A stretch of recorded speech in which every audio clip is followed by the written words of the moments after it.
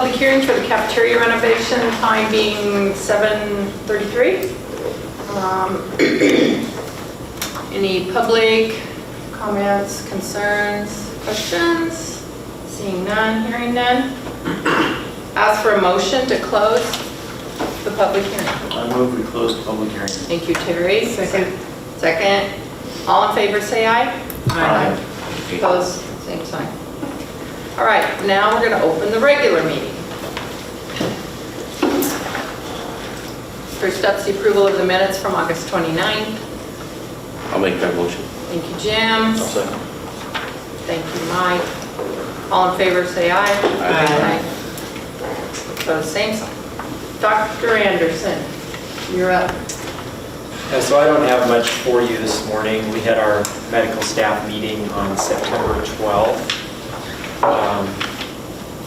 We had our quarterly quality improvement reports to look at, and then received several committee reports, one from joint conference regarding our policy and procedure manuals, and there were some revisions there that we had to approve.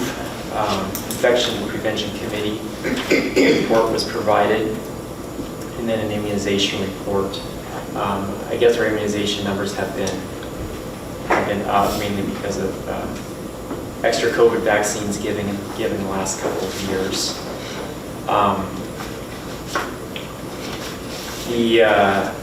Kim at our meeting presented some new information regarding transportation services for our patients. It's called RSVP, and Kim has more information about this.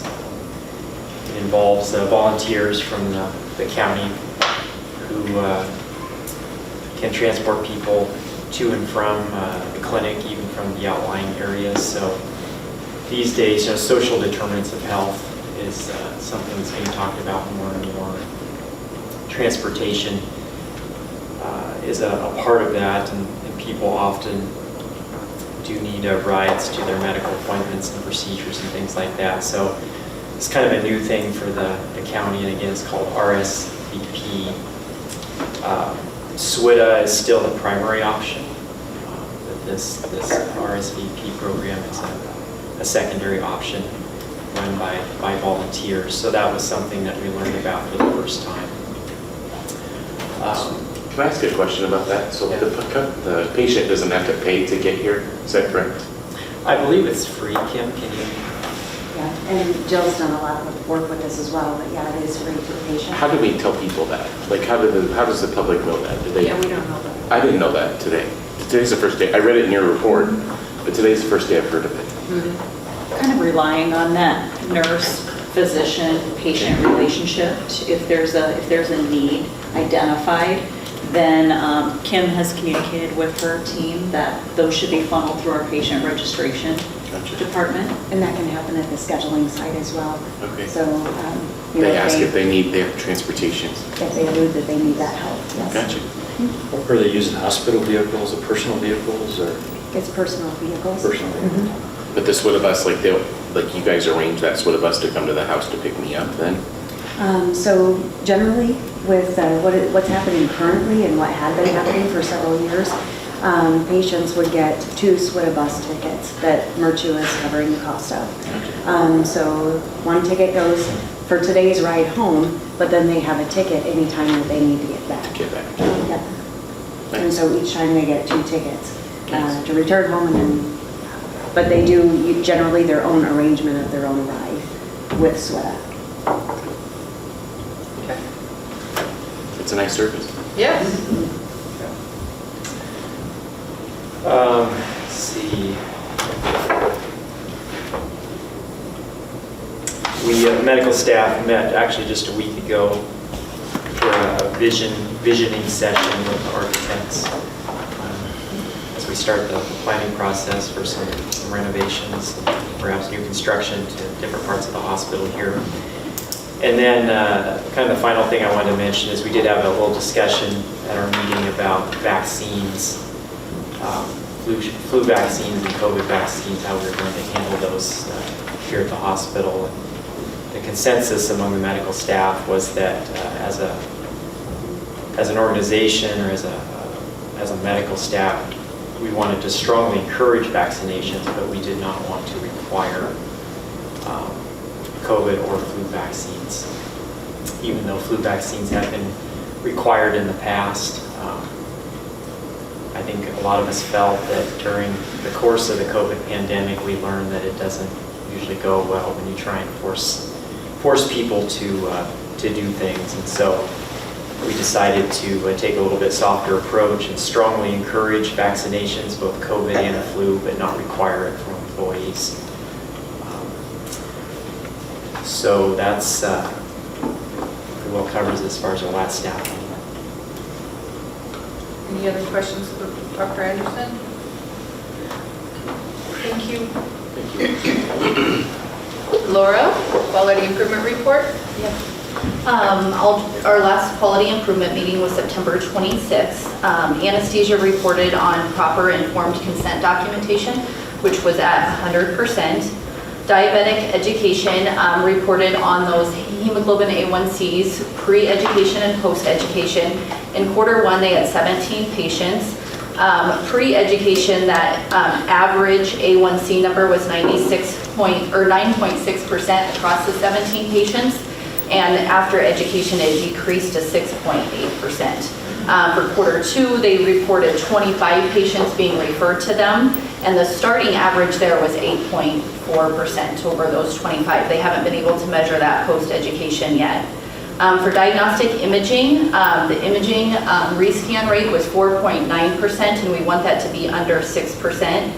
Dietary monitor, nutritional assessment, and compliance with food temperature guidelines on over 455 meals. For the emergency department, there was no STEMI patients. We did have one patient that presented with a stroke. The door to the CAT scan being read was 28 minutes, and we want that under 45 minutes.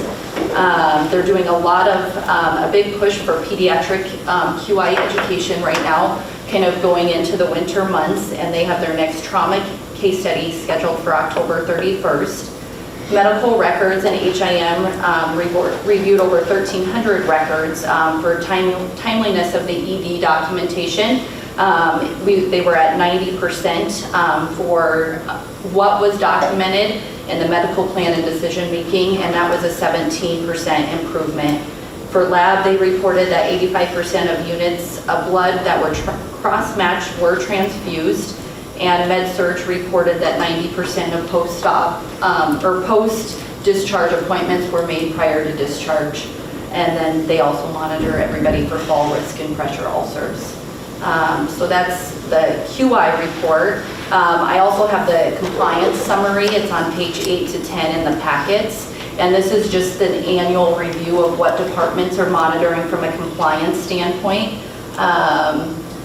It talks, the business office reported on their denial rate. The primary denial rate for hospital billing was at 7.9%, and professional billing denial was 6.7%. And those were good numbers. There, 100% of employees did the annual training and the mandatory education throughout the year. Clinical departments monitor their charge routers, and then also any IV stop times were added, and that's been a really good addition from the clinical standpoint. But I think we need approval of that, but Okay. I'm not sure. All right. If I could get approval of the compliance annual summary, please. A motion? Also. All right. We have a motion and a second. All in favor, please say aye. Aye. Opposed, same sign. Carries. Karen, looks like you've been busy. All right, joint conference policy and procedures. These are all the policies and procedures. I will pass those around. It starts on page 11 in your packets.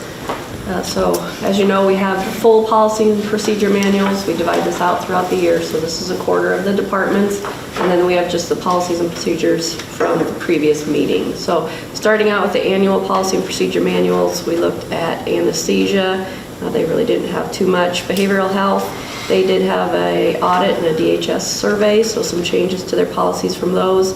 And then they changed name from supported community living services to community support services. So just a small minor name change, but quite a few policies that had to be changed due to that name change. And for telemedicine, they had some changes to a policy reflecting e-prescribing for their providers. Diabetic education didn't have anything, dietary didn't have anything, environmental services didn't have anything. Home health just had some price change, so a little bit of change of a policy there. Hospice had some new staff added, so some new phone numbers. Human resources had quite a few.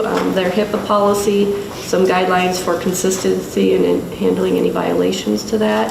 COVID-19 is always changing, as we know. So just some changes to the CMS masking requirements that came down from CMS. Salaries, just some clarification if employees have had a disciplinary action that they're not eligible for their merit, but they are eligible for their market increases. Let's see, conditional offer for employment. We used to do some physical testing. We don't do that any longer, so that was removed. Parking, as you know, with the ED construction, taking up some parking, so just some changes to parking, that if there is overflow from the employee lot due to that new helipad being out there, they can park along the street if they need to. Discourage it, but if there's no other place, they can park out there. Bereavement leave, expanded the definition of an immediate family member. For EAP, just some new referral services and new language. Changed our dress code to allow jeans on Friday, Saturday, and Sunday. Promotion transfer, removed the physical testing. Once again, talked about that. Clocking out for meal breaks, just some clarification there.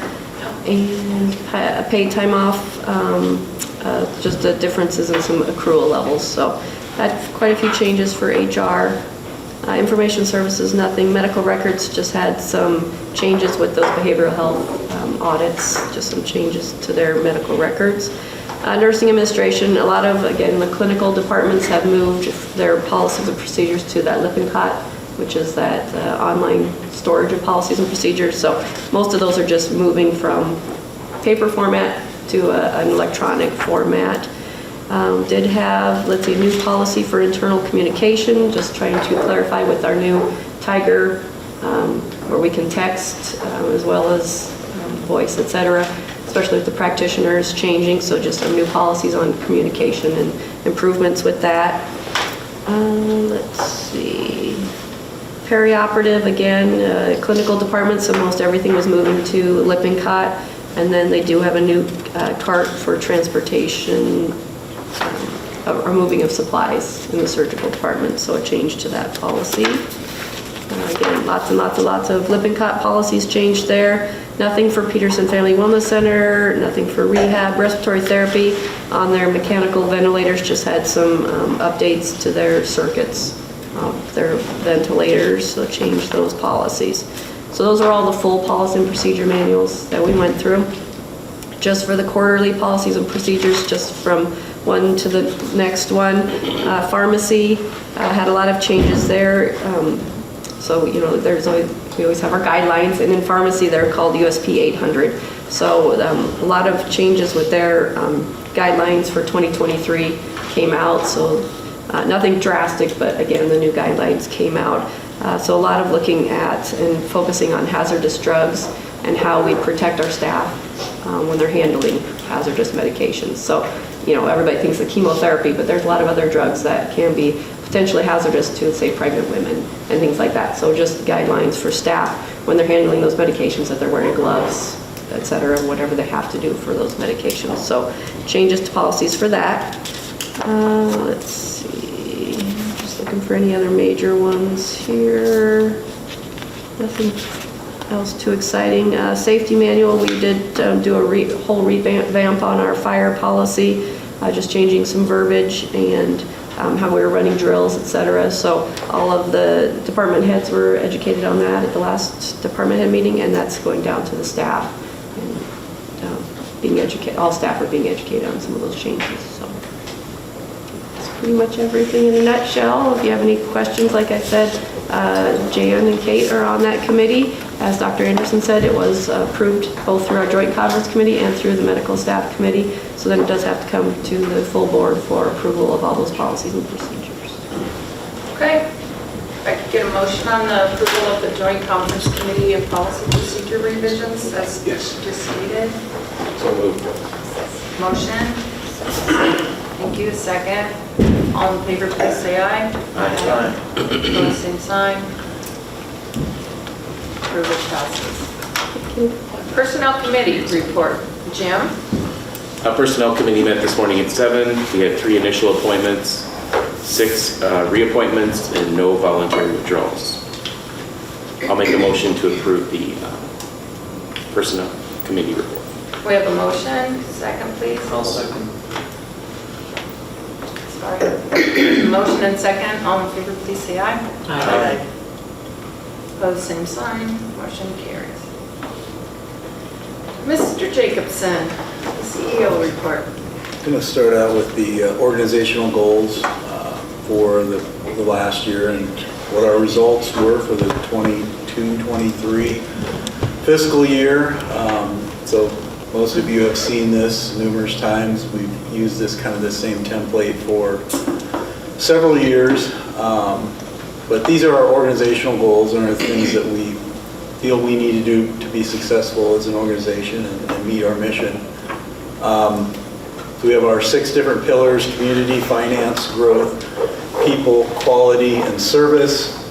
And so these are our organizational goals, but each department has their own set of departmental goals that align with these organizational goals. And so for community, we use volunteerism. Of course, finance, we look at our income statement mainly. We've got new services. Of course, people is one of our most important areas and really is our most important area. So we look at employee satisfaction and retention, and of course, quality and service. So we score ourselves on a scale of 1 to 5, with 5 being the best. And this last year, we were at a 4.05 compared to 4.15 the year before. We did add a couple measures, and we made one of the measures a little bit harder to achieve, a 4 and a 5, and I'll show you that as I go through this. Community, again, we look at volunteer hours.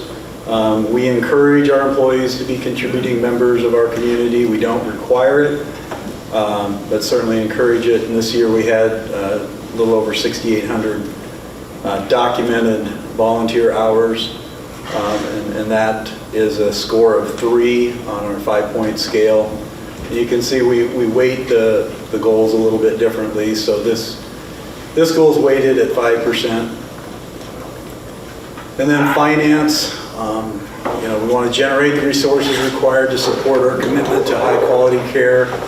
Obviously, in order to do meet all of the other goals, we need to be strong financially. And this last year, we did have a good year. We're looking at basically the bottom line now instead of looking at operating income. So all those other non-operating things are like taxes and investment income, and I think we've got quite a bit of ARPA money included this year as well. So $2.3 million bottom line is a 5 on our scoring scale. Our goal was to be above 1.4 million. We don't include the IPERS adjustment, which was a big positive this year. So when you see the audit report next year, it's actually going to be quite a bit better than, I think it was about a $2 million adjustment this year positive. So that number is going to be a lot larger when you look at our audit report this year in October. And that's on a 15% weight. Growth, we really just are trying to create a mindset of improvement and always looking at ways that we can add services to improve the organization. This last year we had about 38 new services, and this is not just patient care services. It can be services from some of the non-patient care areas, support services. And I do have a list here, and I think I sent this out to you in advance, so you've had a chance to kind of look at it. So there are some clinical departments and some non-clinical departments included here. So I'm not going to read through those, but if you had a chance to look at those, and if you have any questions, you can let us know. And then people, we've got a couple different goals. We added one this last year. We've always had the employee satisfaction survey that we use. This last year, which we just finished up that survey here yesterday, closed that out. We had 92% positive responses. We actually made this goal a little bit harder in the last year. As you can see, 2 years ago we had 92% positive response, and that was a 4. So we're making it a little bit harder to get to a 4 and a 5 than what it's been in the past, and I think that kind of goes in line with the workforce shortage and our desire to improve satisfaction and retain staff, which kind of leads us to our next people goal, which is retention of staff. We set 86% as what our goal was for retention. We ended up at 86.9%. So we did meet our goal at a level of 3. And then quality. So here we want to exceed the benchmark. And the different benchmarks that we use, they could be national benchmarks or state, Iowa Healthcare Collaborative, Medicare. We have different benchmarks that we use to compare ourselves to. And we've got about 119 measures that we're looking at. We did add several measures this last year, and several of those are measures that we don't quite get to the benchmark. So that kind of explains why our percentage went down from 92% to 84% this last year, as we added some more difficult measures to kind of make that benchmark. So we ended up with a 4 this year on our quality benchmark or quality score. And I don't know if you've seen this scorecard, but green means we met the measure, and red means that we fell short. We look at this on a quarterly basis, and then we compile it for the whole year. Again, I'm not going to read through all of that, but we do go over this at the quality meeting. And joint conference. Joint conference. In a little bit more detail, but a lot of measures that we're looking at on a quarterly basis. And then service. So this comes from patient satisfaction surveys that we do. And so we just take all of those surveys, we look at the responses on all of them, and our goal is to be top box, which means that there's one common question on all these surveys, and that's just overall satisfaction with your stay or your visit or your procedure. And it's on a scale of 1 to 10, with 10 being the best. And so our goal is to get a 9 or a 10 on more than 85% of those survey responses. And this last year we were at 91%, which again was a score of 4. So that gets us, if you do the math on that with all the weightings and the score, that gets us back to that 4.05 overall score for this last year. And you can see how that compares to previous years, going back the last 5 years. We are going to keep the goals the same this year. Aren't planning on making any changes. I would like you to, I guess I do have a slide at the end that shows that as well, but we're not looking at changing anything. So again, the volunteer hours for community, we'll look at our net increase in net position for finance, not including IPERS. Look at growth again, we'll look at the same measures for people, employee satisfaction and retention, and then the core measures for quality and service, all of our patient satisfaction surveys on the service side. I think I'd like to get approval from the board on those new goals for next year. Okay. I move approval of the organizational goals for fiscal year 2024. Okay, thank you. A motion, second, please. I'll second. Motion and a second. All in favor, please say aye. Aye. Opposed, same sign. Motion carries. I'm kind of amazed that 20 new services, and we go well beyond that every year, and that yet we can still come up with more services every year. Well, that's, I think it's just, you know, Change. staff really looking at ways to Yeah. improve. All of our departments or department heads are looking at ways to improve our Right. services, and so I think that's a pretty important goal for us to have It is. each year. Ever evolving, yeah. The next area that's on the agenda is approval of substantial completion of the central utility plant project. And I think Jeff is going to, I'd like to defer that one to Jeff, so I'll let Jeff talk about that one. So, yeah, the original due date on the CUP project was August a year ago. It's had some challenges and everything. But we are at a point, as of today, actually, that we feel significant completion has been accomplished.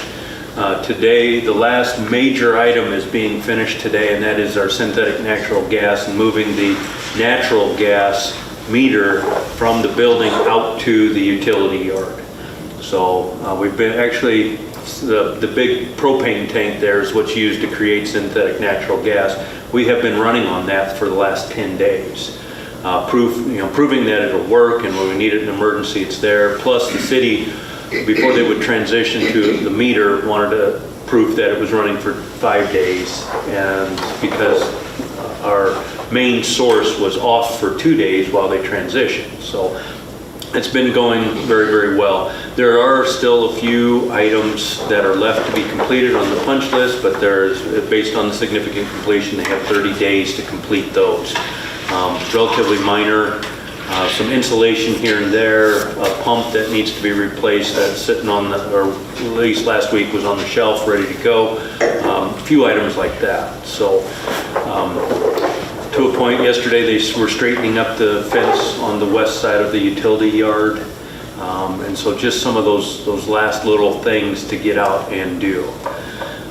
Be happy to answer any questions you have on the project as a whole. How does the natural gas flip over? Is it automatically, like if it got... It's a combination automatic and manual. If we need to switch over, there is a manual process that we need to accomplish and step through. So it's not going to be instantaneous. Our staff will have to be there to validate some steps in order to transition nicely, so to say, and completely. So it's manual. We could have spent a lot more and have it all automatic, but we felt the monies were not worth the effort there. Yeah. Do you think you'll ever use that?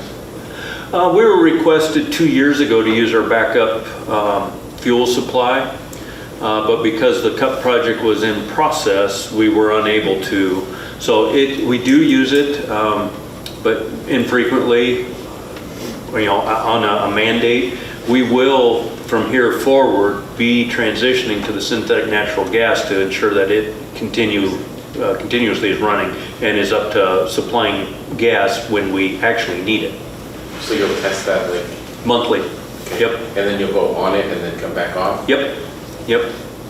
The transition back is pretty seamless. We never know that you were on the actual natural gas versus the synthetic. So it's a nice and smooth process. Well, Jeff, substantial completion, what do you think completion would be? Time-wise? Time-wise, they have 30 days to complete. They have 30 days. Yeah. Okay, I didn't hear that. All right. Yep. The 30 days also allows any of the subcontractors to file a grievance against the main main general contractor. So I believe a notice goes out to all the subs saying we've granted substantial completion, and that starts that ball rolling. So it also, at the end of 30 days, allows us to release the retainage. So we do have 5% retainage, so they have a little bit of a financial impact if they don't complete. So there is some incentive to ensure everything is done. Really, this is a public meeting is what notifies the subcontractors that it has been accepted, and if they have 30 days to file any claim, as Jeff has stated, with the hospital, and then we would withhold that amount from the retainage, double that amount really is what the code is, until it is verified by both parties that everything's taken care of. Okay. Thank you. All right, it looks like we need approval on that. Yes, we do need Okay. the approval. The board accepts substantial completion. Okay, we could get a motion, please? I'll approve the substantial completion of the central utilities plan. Okay, we have a motion. Second, please. I'll second it. Second, thanks, Jim. Thank God. All in favor, please say aye. Aye. Opposed, same sign. Our cooling systems and heating systems have been up and going for how long? About 18 months. So, I mean, we have been on the new equipment for quite some time. Yeah. It's just some of the ancillary things that we felt really needed to be completed also to achieve this goal, so. Okay.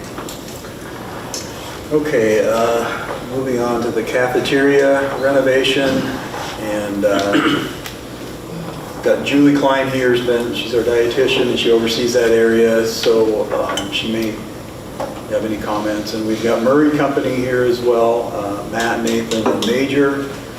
So I'm just going to go quick through this PowerPoint regarding why we're doing the cafe update, why we're asking for approval from the board today to move forward with this. This was identified way back in 2017, 2018 as a part of a master facility plan as an opportunity for improvement. What we're trying to do is we want to increase the size of the serving area. We want to have a lot better customer flow into the serving area, create a more welcoming environment.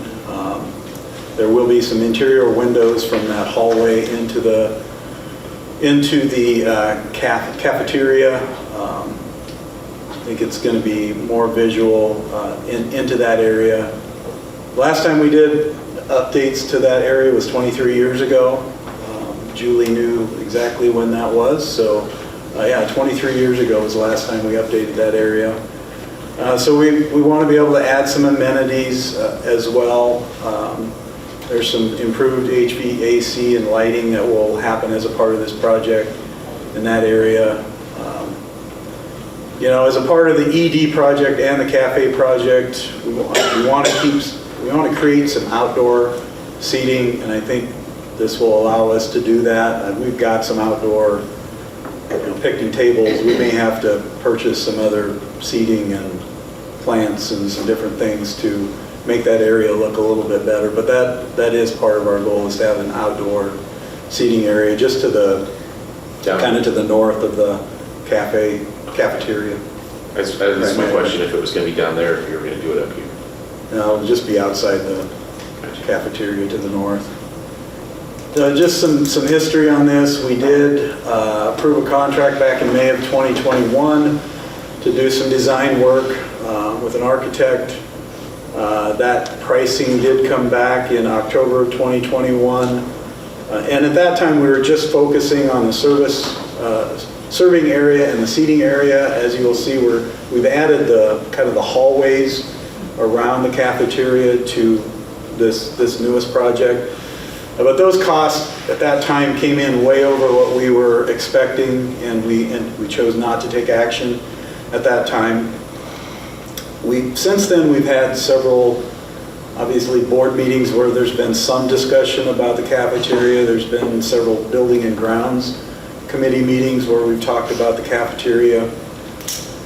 We do have, since that time, we've also hired Murray Construction as our construction manager. At Risk, they're overseeing the ED project and will oversee this project as well. We are going to be, since those projects will be ongoing, they will be concurrent projects, we'll be able to use the same construction manager as well as most of the same subcontractors that are working on the ER project will also work on the cafeteria project, so that eliminates some costs with mobilization for those contractors. I think it's all but one. Two. Maybe you guys. It's two. There's All the two.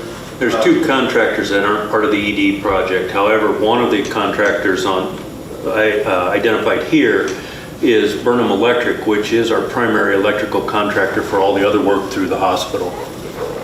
So there's really only one subcontractor that would be new to the facility. So again, this is just to look at the cafeteria and this serving area. This is not going to affect the kitchen at all. And then we are going to, while we're doing this project and doing the ED project, we'll also take care of those hallways that runs east-west, and then the area just outside the entryway to the cafeteria will be included in this part of the project. It's about a 4 to 5 month project. Look to start in mid-November and be completed by mid-April. This is not going to be phased in. Once we get to November, we will turn that whole area over to the construction manager and the subcontractors to do their work. So we need a temporary area, and we will be utilizing the boardroom for that. Of course, it's going to be a little bit of a reduced menu during that 4 to 5 month time frame for employees and visitors. Wow. You get them all in the boardroom? It'll be a flow. It's not going to be a seating, it won't be a seating area. Grab and go. Yeah.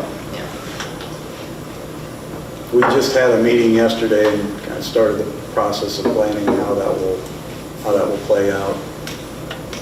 I don't, Julie, do you have anything you want to? No, I mean, I feel like that's the way to make it the most functional, so we'll make it work. These are just some views of what the new cafeteria will look like. So this is looking in from the west into like where the entrance is right now, looking eastward. And then this is looking from the east, looking west into that area. Kind of hard to see with the lights on here, and that's kind of, there is going to be kind of an open area to the southeast from that hallway. That's going to be really an entryway into the new seating area, and that's a view from that southeast. From the southeast looking to the northwest. Are these the same drawings or whatever that we've seen before, or has it been tweaked? They're similar. The plan. The plan is very similar. We had a new architect take the original plans, had to make some modifications. We also adjusted the flow. It was where the hot servery is, or the hot wells are. We had transitioned that to an angle so that as you walk in, you have a better flow to come in, grab your trays, all your hot foods, everything. So we adjusted all the flows. We modified, like you can see the little pillar off to the left of the seating there. That's been modified. We've looked at just adjacent to the left here behind those seats is the tray return and some vending. We've modified some of that. So there have been changes. There have been changes, but the concept is pretty much the same. Okay. So here's where the money comes in. Our guaranteed maximum price is $1,209,000. We've got about $171,000 in equipment. And then the construction administration part of the architect is 16 grand. So we're looking at a total of $1,381,125. Matt or Major, Nathan, do you have anything you want to comment regarding the bidding process and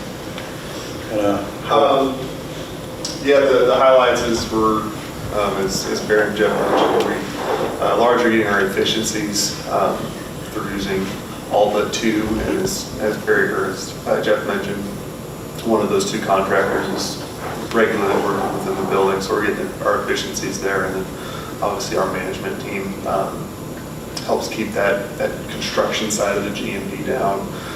We'll be working directly with Cisco, who's the equipment main provider and installer, to make sure that everything's roughed-in and prepared for them for their install dates, and Julie can hopefully move in, no issues there. Yeah, as far as the bidding process goes, the only contractor that has not worked in this facility before is actually the demolition contractor, and they honestly probably have only 2 or 3 days here to knock that space out. So they'll be in and out pretty quick first thing, and then we'll be working with trades that we're working with on the ED side of the project. Any questions? Questions? So is it the same footprint as the old dining room? Or are we adding more space to that? It just looked so big when I was looking at the drawings. It's really the same. The same footprint. You know, we are taking an office out, so Julie Klein's Your office Okay. will become part of the serving area. So that's really the only, right? That's the only Yeah. change in the footprint. Yep. It does look bigger, yeah. All right, we are ready for the approval of the cafeteria renovation project at $1,381,125. If I could get a motion, please? So moved. Second. Motion and second. All in favor, please say aye. Aye. Opposed, same sign. Motion carries. 5 months, I can't believe that. Yeah, it'll be quick. Awesome. Do you want to, say comment on the gift shop, coffee shop? Yeah, we've got a few other projects going on, as you hear, and all the clumps and thumps. That's the elevator company that started today. So the elevator, this one right out over here, will be approximately 6 weeks in a remodel on the 3 floors. So it'll have all new look and feel. It'll be identical to the west one, which was completed back in July. The gift shop, as Barry mentioned, they are moving Thursday. It's Thursday and Friday. So if you haven't had a chance, stop down and see the gift shop. It's very nice. And it's kind of matches the color schemes of the ED and what we're proposing here for the cafe also. So, and then that hallway has all new lighting, real bright. We've also gone through and I think we've replaced 80 of these 2x2 lights throughout the hospital to LED, and have brightened some areas up, toned some down so that they're very similar, but improving the look and feel there.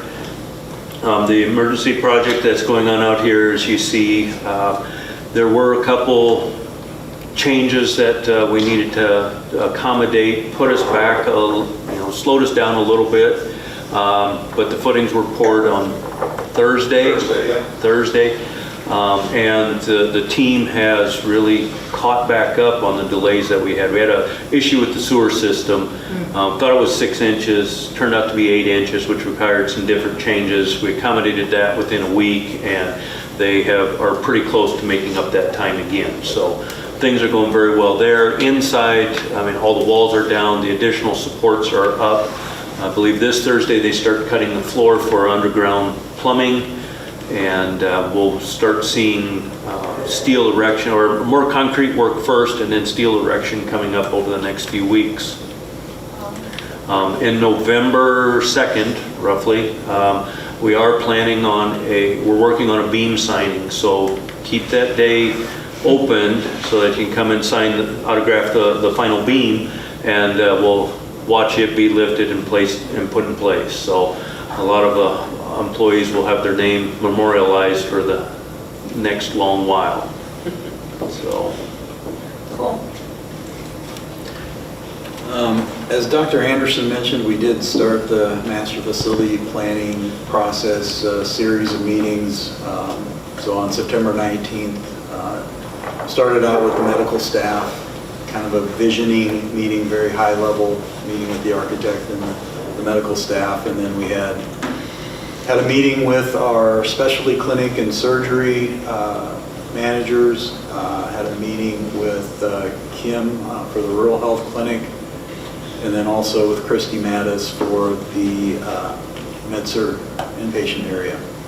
So that's the start of those meetings. We'll have several other meetings over the next couple months and hope to have something to the board by maybe December as far as a master facility plan. Do you want to make any comments related to recruitment, physician recruitment, and APP recruitment? Sure. So we have hired an advanced practice professional, a physician assistant, to help us with our intent to expand weekend coverage hours. So that PA will start on October 1st, 2nd timeframe. We are looking to hire another to give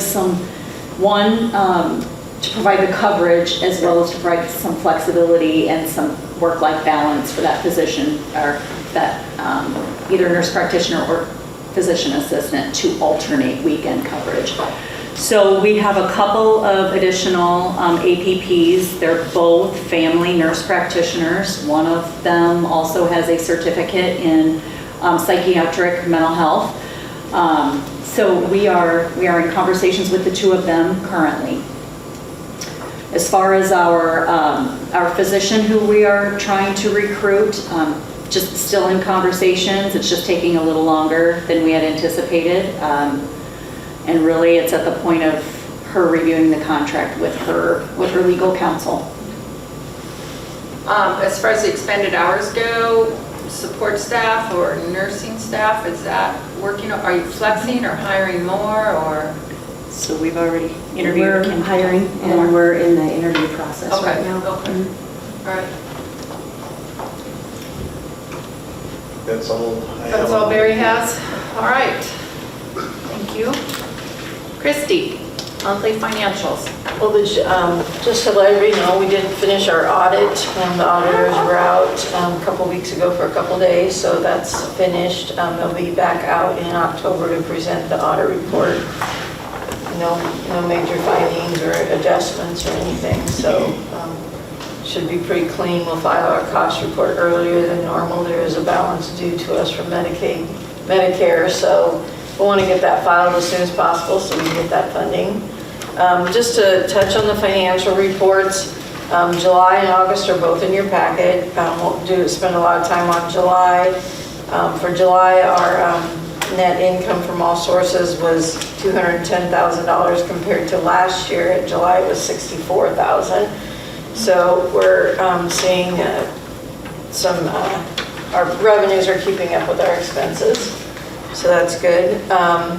In August, to go over the financial report, I'm sorry, I forgot my glasses in my vehicle this morning. So in August, we had 5,375 outpatient visits. That's for all of our outpatient services, compared to 4,941 last year. Year to date, we've seen an 8.8% increase from the first 2 months of last year to the 2 months this year. So continuing to see those outpatient services grow. Emergency room visits, we had 483 compared to 522 last year. So we're down about 6.6% in emergency room visits. Surgical procedures were up for August, 120 compared to 93 last year. So we're up about 25% this year for the first 2 months compared to the previous year. We had some transition last year, so that's a little bit of it, but we're working on getting those surgical procedures to increase. Physicians clinic, we had 4,197 visits compared to 4,057 last year. We're down just a little over 1% year to date for the first 2 months of the year. Behavioral health, we were at 1,179 visits in August of this year compared to 1,361 in August of last year. We are down about 16%, which is approximately about 400 visits. We have some staffing turnovers and some staffing leaves, so that's really the reason for that is the capacity. 6.1 patients is our average daily census this year in August, 7.8 9 was the average census last year. That is, year-to-date, we're down 22% for those first 2 months. And again, you can see swing bed just continues to be our one that declines. Medicare Advantage plans want those definitely to go to a nursing facility versus a hospital. Births, we had 7 in August. We're at 12 year-to-date compared to 16 year-to-date last year, so we are down a little bit there. August, we did have a $99,000 or $100,000 operating loss compared to $110,000 last year. So again, we're still seeing our revenue and our revenue staying above expenses. We have some non-operating year-to-date. For August, we had about a $59,000 loss compared to a $129,000 loss last year. Year-to-date, we're at $151,000 all-in net income gain compared to a $65,000 loss the year before. Just kind of wanted to touch a little bit on the balance sheet. The income statement looks good. The balance sheet wise, our cash and investments are down a little bit, but we paid off all of our advanced Medicare funding that we got during COVID. We completed the CUP project, started the ER project. So really, I'm not concerned with that. Our receivables are up a little bit. Our contractual allowance is up a little. It looks like in different proportions to what we've had in the past, and that is our contractual allowances. We've increased that based on suggestions and discussions with our auditors. So that would be that increase. We do have a new standard that general accounting standard that we had to implement, and that is similar to kind of an IPERS book entry every year. It's basically saying if you're under contract to have the use of a software package into the near future, you say, we're under contract, they have to provide it. So we basically have an asset sitting there, and then we have a liability that they figured out the fair market value of.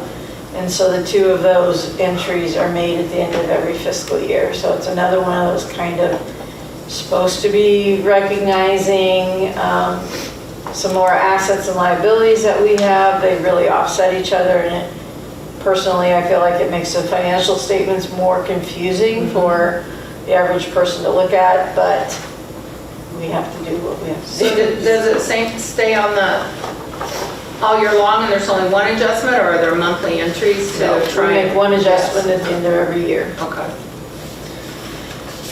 As far as it goes for liabilities, there's some liabilities, they're current liabilities for the next year related to that GASB statement, and some additional long-term liabilities for anything over and above 12 months. And the big thing, change in our current liabilities is that payment of the $5.2 million in advanced Medicare payments that we've made. We do have the 4-year comparison up there, so you can see again how we've really seen increases. It fluctuates, increases and decreases throughout COVID, kind of back to where we were pre-COVID or better in most areas. Revenues are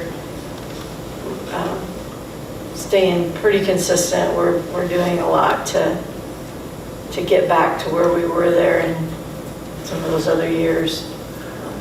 But I feel like we're doing well on our financials. Our balance sheet still looks good. We're keeping track of cash flow in order to be able to accommodate the cafe project. We'll see what the master facility plan does, but we've got some ideas there, and so we're watching cash flows. So, any questions on the financial reports? Questions? Would one approval be okay for both months? Okay, if I could get a motion on both July and August monthly financial statements as presented. I'll make a motion. Thank you. We have a motion, second. Second. All in favor, please say aye. Aye. Opposed, same sign. Payroll and claims are in your packet for August of 2023. Need a motion on that as well? I move approval of the payroll and claims. I'll second the approval. Thank you, Terry. So a motion and second on the approval of payroll and claims for August. All in favor, please say aye. Opposed, same sign. All right. There's not anything else for the good of the cause. I call for an adjournment. I move to adjourn. Thank you, Terry. Second. Thank you, Mike. Aye. Aye. Aye.